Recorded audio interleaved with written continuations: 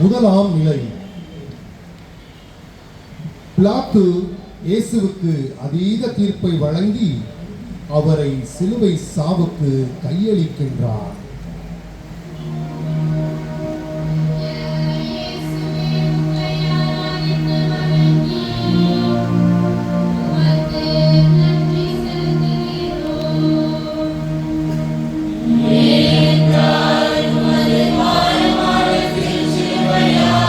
ஆவியாம் இறைவன் இயேசுவை நம்பி தனது கனிகள் வரங்களை கொடுத்தார்.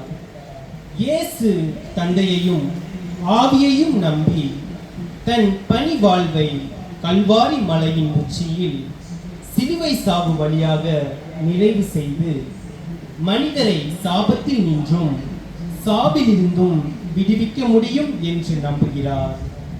பிறருக்கு அநீதி இழைத்த யூத சங்கத்தினரையும் அவர்களது அறிவி சார்ந்த நடைமுறை திட்டங்களையும் எதிர்த்தார். ஆனால் அவருக்கு ஏற்பட்ட அநீதத்தை பொறுமையோடு ஏற்றுக்கொண்டார். ஏனெனில் மனித குலம் மீட்படையவும் இறையரசு மண்ணில் வளரவும் அதுவே வழி. நம் அறிவுக்கு இது புரியாது. புரிந்து கொள்ளக்கூடியவை மட்டுமே உண்மை என நினைக்காதே. நான் தான் உண்மை என்கிறார் இயேசு.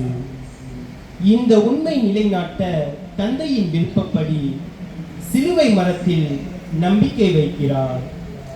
எனவே சிலுவைப்படும் அநீத தீர்ப்புகளை ஏற்றுக்கொள்ளும் போது எங்களுக்கு வெளியே காணப்படும் அநீதங்களை நீர் அகற்றி அழிக்க முடியும் என்பதை உணர்த்துகிறீர்.